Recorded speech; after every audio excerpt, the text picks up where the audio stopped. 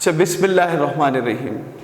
Dear students, आज हम आपको सिखाएंगे क्लास 7 के मैथमेटिक्स में सेट के बारे में, जो कि आपके बुक के पेज नंबर 6 पे वाक़ा है।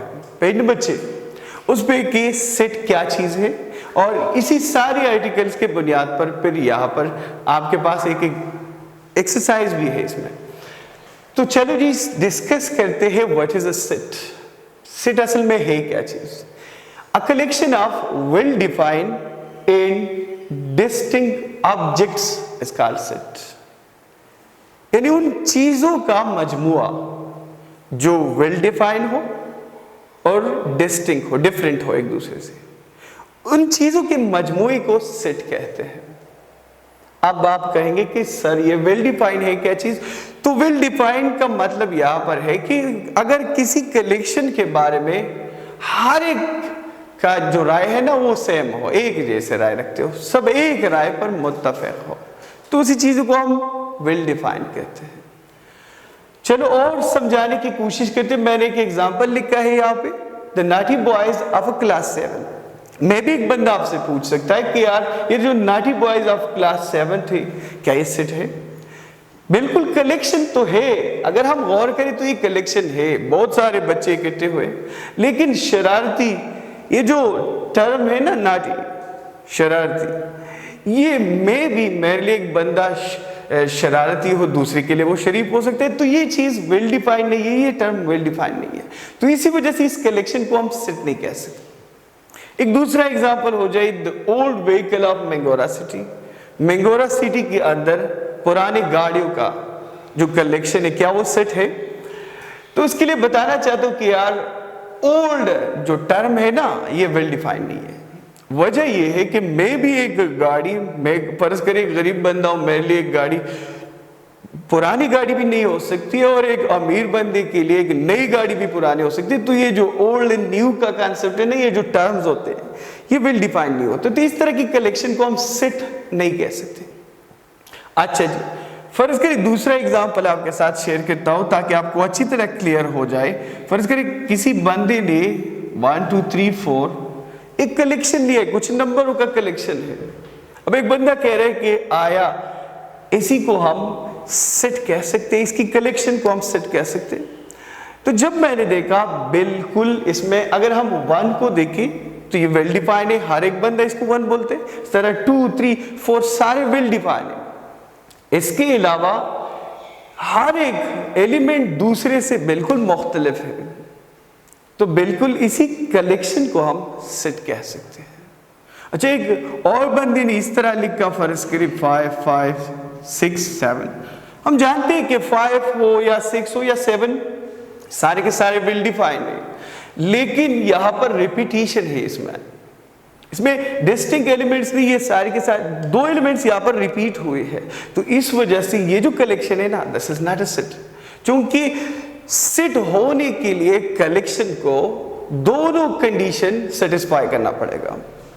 वेल डिफाइंड भी होनी चाहिए कलेक्शन और डिस्टिंक्ट भी होनी चाहिए। तो अगर ये वेल डिफाइंड और डिस्टिंक्ट है तो बिल्कुल of course this is a set.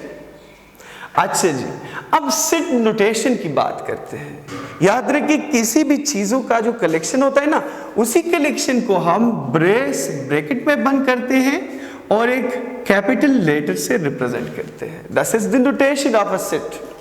Notation of a set में हम एलिमेंट्स की कलेक्शन को ब्रैकेट के अंदर इनक्लोज करते हैं और उसको एक कैपिटल लेटर से रिप्रेजेंट करते हैं। जिस तरह ये सेट नहीं है तो इसको आप जरूरत ही नहीं है बंद ना करें, ब्रेस में कैपिटल लेटर से रिप्रेजेंट करें। लेकिन सेट के लिए नोटेशन लिखना जरूरी है कि आपने सेट के सारे जो एलिमेंट्स होते हैं उसको आपने सेट के अंदर लिखनी है और एक कैपिटल लेटर से रिप्रेजेंट करनी है। अच्छा जी, अब ये भी याद रखें कि किसी भी सेट के अंदर जितनी भी चीजें आप एलिमेंट्स आप लिखते हैं, हर एक एलिमेंट उसका मेंबर कहलाता है। इसको हम सिंबॉलिकली इसी सिंबल से रिप्रेजेंट करते हैं। फर्ज करें मुझसे एक बंदा कहे कि व्हाट इज 1, तो मैं कह सकता हूं कि 1 is the element of a set A. This is the symbolic representation. इसको हम इस तरह भी कह सकते हैं कि 1 बिलोंग्स टू ए, या हम इस तरह भी कह सकते हैं कि one is a member of A, one is a element of A, लिख सकते हैं हम। अच्छा जी, सारे आर्टिकल्स जो मैंने डिस्कस किए, इन्हीं आर्टिकल्स की बुनियाद पर हम अभी एक्सरसाइज पढ़ाएंगे आपको। अब हम एक्सरसाइज की जानिब जाएंगे। तो हम एक्सरसाइज में पहले क्वेश्चन की जानिब चलते हैं। उसमें हमसे कहा गया है कि tell which of the following is a set and which is not. याद रखिए ये एक्सरसाइज 1.1 पेज 8 पे है। So please open your book at page number 8। उसी पे है कि यार tell which of the following is a set and which is not, कि नीचे जितनी भी चीजें हैं, कलेक्शन है, उसमें कौन कौन से सेट है और कौन कौन से नहीं है। तो ये तो तकरीबन 15 क्वेश्चन है। हर क्वेश्चन तो मैं नहीं कर सकता, 2-3 क्वेश्चन आपके साथ जरूर डिस्कस कर सकता हूँ। यहां पर पहले क्वेश्चन में लिखा गया है कि the provinces of Pakistan, Pakistan की सूबों का सेट कलेक्शन, क्या ये सेट है? तो याद रखिए अगर वो पंजाब हो, बलूचिस्तान हो, सिंध हो, के खैबर पख्तूनख्वा, ये चारों के चारों जो सूबे हैं ना, ये वेल डिफाइन है। हर एक बंदा कह सकता है, अगर सवाद में मौजूद हो कह सकते हैं कैपी क्या है, दूसरी जगह मौजूद हो तो उसी सूबे का बता सकते हैं। मतलब ये वेल डिफाइन होता है, ये सारे सूबे वेल डिफाइन है और साथ ही साथ डिस्टिंक्ट भी है, डिफरेंट है। तो इसलिए इस कलेक्शन को हम सेट कह सकते हैं। Yes this is a set. तो आप ब्रैकेट में इसके साथ लिखे कि yes of course this is set. अच्छा, दूसरे क्वेश्चन में the difficult questions of a set test, the difficult questions of a test. किसी भी टेस्ट के अंदर, जो इम्तिहानी टेस्ट होता है उसके अंदर जो डिफिकल्ट क्वेश्चंस होते हैं, क्या आप बता सकते हैं कि ये सेट है?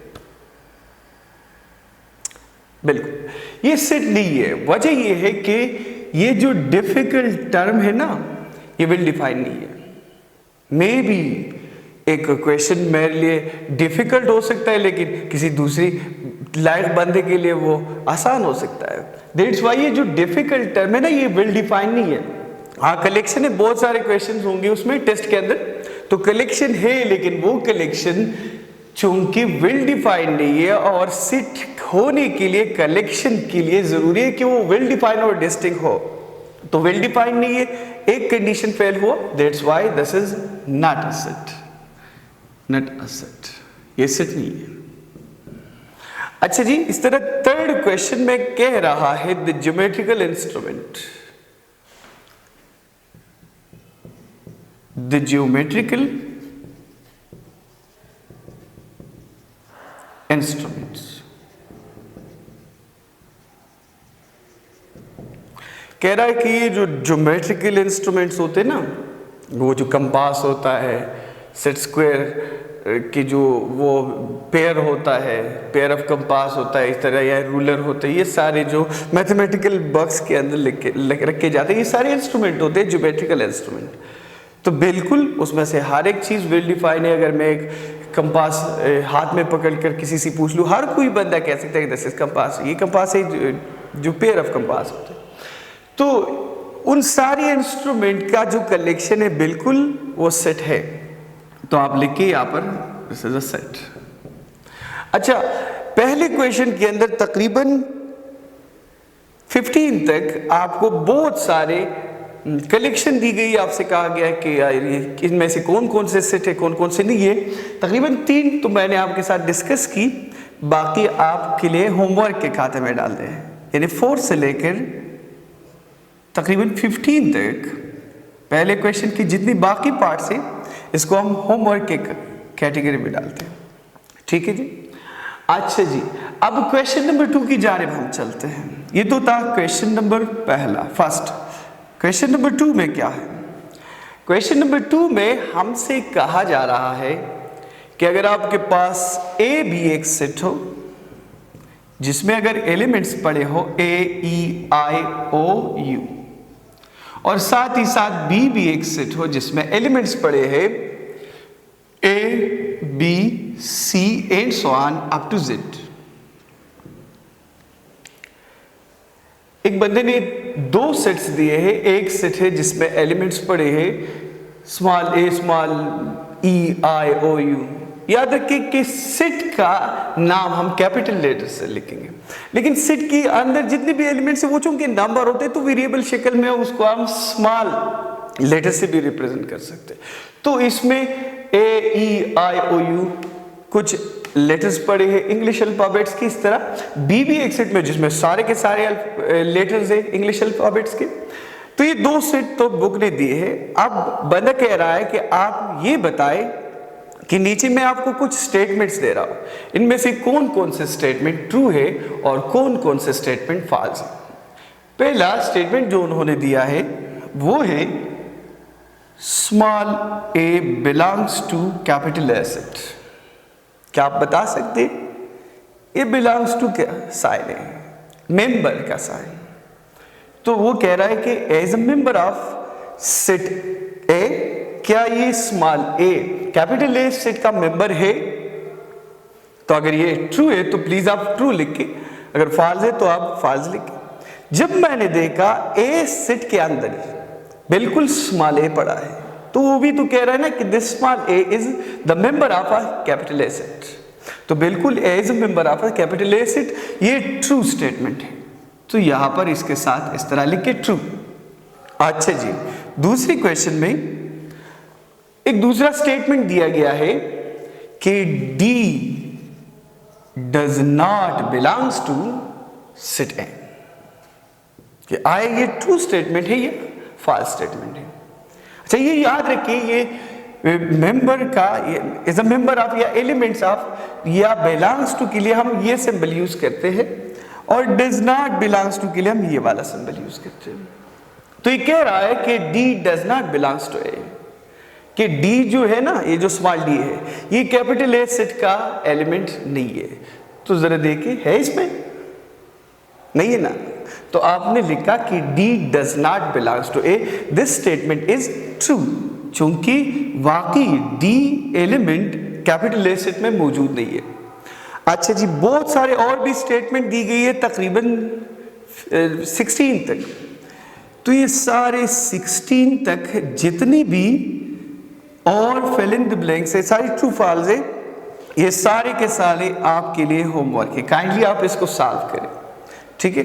तो इसको मैंने होमवर्क के खाते में डाला। अच्छा जी, अब हम क्वेश्चन नंबर 3 में कुछ ब्लैंक्स दी गई है, उनको हमने फिल करनी है। कह रहा है fill in the blanks by using either of the symbol belongs to और डज नॉट बिलोंग्स टू। यानी उन ब्लैंक्स को हमने कंप्लीट करनी है बिलोंग्स टू के सिंबल से या फिर डज नॉट बिलोंग्स टू के सिंबल से। इन दो सिंबल में से अगर कोई एलिमेंट्स उसमें पड़ा है तो आप बिलोंग्स टू के सिंबल से इसको फिल कर ले उस ब्लैंक को, और अगर नहीं है उसमें एलिमेंट तो आप डज नॉट बिलोंग्स टू के सिंबल से उसको फिल कर ले।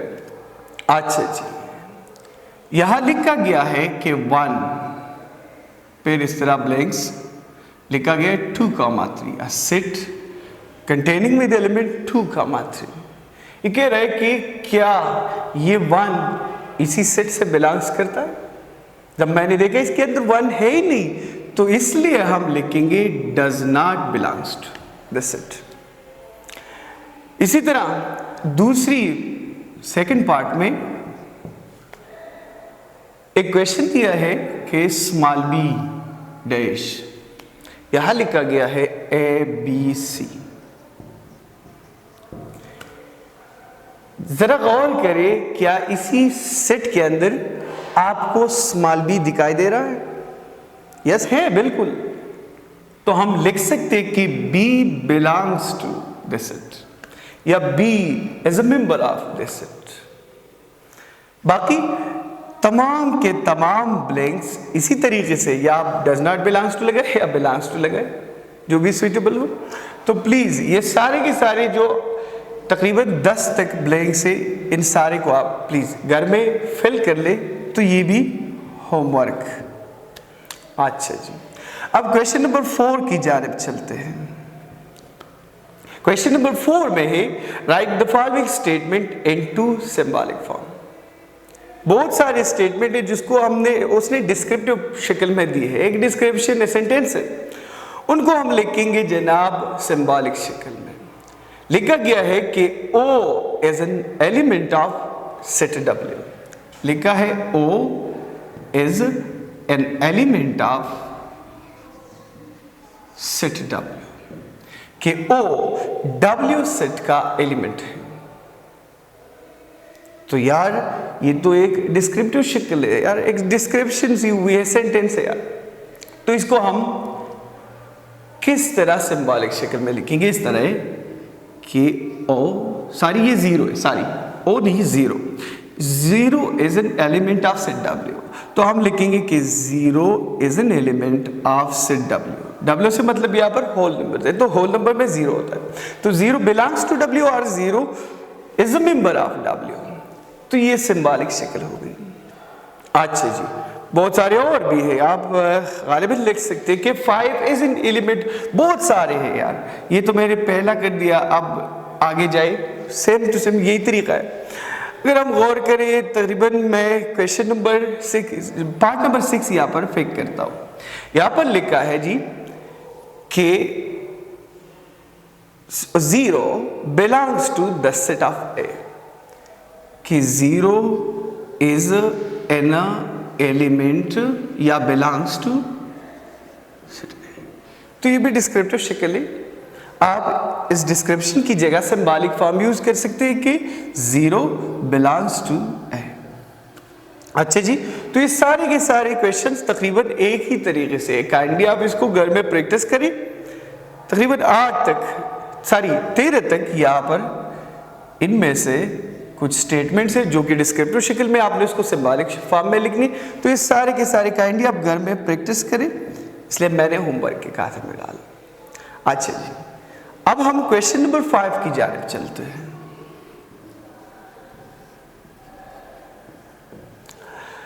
तो जी क्वेश्चन नंबर 5 में till which of the following are collections, which of the following collections are not a set in why. बहुत सारे कलेक्शंस दी गई है हमको, बहुत सारे, क्वेश्चन नंबर 5 में बहुत सारे कलेक्शन दी गई है। बंदा कह रहा है, बुक वाला कह रहा है कि यार आप ये बताएं कि इनमें से कौन कौन से सेट है, और अगर जो सेट नहीं है तो क्यों, वजह बताए। मतलब या तो वेल डिफाइंड नहीं होगा या फिर डिस्टिंक्ट नहीं होगा, तो हमने वजह लिखनी है। तो अच्छा जी, यहाँ पर एक सेट मैंने, एक कलेक्शन मेरी लिखी BANK। तो इसको जरा देखते हैं कि आई ये सेट है या नहीं है, अगर नहीं है तो क्यों। तो जब मैंने देखा A के अंदर B पड़ा है, बिल्कुल वेल डिफाइंड है, सब जानते कि B A है, इस तरह A भी वेल डिफाइंड है, N भी वेल डिफाइंड है, K भी वेल डिफाइंड है, और सारे के सारे डिस्टिंक्ट भी है, डिफरेंट भी है एक दूसरे से। तो दिस इज सेट, ये सेट है। अच्छा, एक और कलेक्शन उठाते हैं, यहां पर ये वाला कलेक्शन मैंने लिया 0 1 2, फिर लिखा है 0। अच्छा जी, बुक वाले कह रहा है कि आया ये सेट है, अगर नहीं है तो क्यों। तो बेटा जब मैंने इसके अंदर जान के देखा ना, तो बिल्कुल ये जो 0 है या 1 है या 2 है या 0 है, ये सारे के सारे वेल डिफाइंड है। हर एक बंदा इसको 0 बोलता है, इसको 1, इसको 2, इसको 0। लेकिन ये एलिमेंट डिस्टिंक्ट नहीं है, इसमें रिपीटिशन है। जरा 0 को देखिए, 2 दफा है इसमें, तो this is not a set, ये सेट नहीं है। वजह भी लिखनी है आपने, बिकॉज ऑफ रिपीटिशन। यहां पर रिपीटिशन है यार, मतलब डिस्टिंक्ट नहीं है, नॉट अ डिस्टिंक्ट एलिमेंट्स। तो रिपीटिशन है यहां पर, इसलिए सी इज नॉट अ सेट। अच्छा जी, जो लास्ट क्वेश्चन है इसी एक्सरसाइज का, उसकी जानिब हम चलते हैं। ये कह रहा है list the element of the following sets. कुछ सेट आपको डिस्क्रिप्टिव शक्ल में दी है, एक डिस्क्रिप्शन है। हमने क्या करनी है, उसको एक लिस्ट बनानी है उसने। उसमें पहला क्वेश्चन ये सारी, अच्छा 5 में जितनी भी बाकी चीजें हैं, आप खुद ही देख ले कि इसमें से कौन कौन से सेट है, कौन कौन से नहीं है, और जो नहीं है क्यों, वजह लिख के प्लीज। या वेल डिफाइंड नहीं होगा या फिर डिस्टिंक्ट नहीं होगा। अच्छा जी, क्वेश्चन नंबर 6 की जानिब चलते हैं। लिखा गया है कि list the element of the following sets. कुछ सेट्स दी है, वेल डिफाइंड डिस्टिंक्ट है, सेट्स है, तो इन सेट्स को हमने लिस्ट करनी है, इसकी जितनी भी एलिमेंट्स है उसको हमने लिस्ट करनी है। तो यहाँ पर पहला पार्ट जो है वो लिखा है द सेट ऑफ 5 कंट्रीज, 5 ममालिक का सेट। अच्छा जी, तो ये एक सेट है बिल्कुल, इसके सारे जो एलिमेंट्स है वो आप लिस्ट कर रहे हैं। कंट्रीज है ना यार, 5 कंट्रीज, तो 5 कंट्रीज के नाम लिखे, पाकिस्तान लिखे, ठीक, चाइना लिखे, इंडिया लिखे, ईरान लिखे, और भी, अच्छा जापान लिखे। इसी सेट के अंदर जो एलिमेंट्स थे यानी कंट्रीज थे उनको मैंने लिस्ट किया। बाकी सारी की सारी क्वेश्चन तकरीबन इसी तरीके से है। लास्ट वाला क्वेश्चन मैं आपके साथ डिस्कस करता हूं। लिखा है the set of 3 Islamic months. तो ये लिख सकते हैं ना आप लिख के मुहर्रम, सफर, रबीउल अव्वल।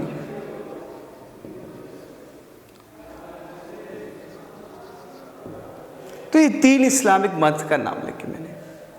बेटा काइंडली ये जो सारे का सारा एक्सरसाइज है इसको दोहराए, 2-3 दफा वीडियो लेक्चर देके फिर प्रैक्टिस करें घर में, और जितनी भी मैंने होमवर्क असाइन किए काइंडली इसको आप करें घर में। शुक्रिया।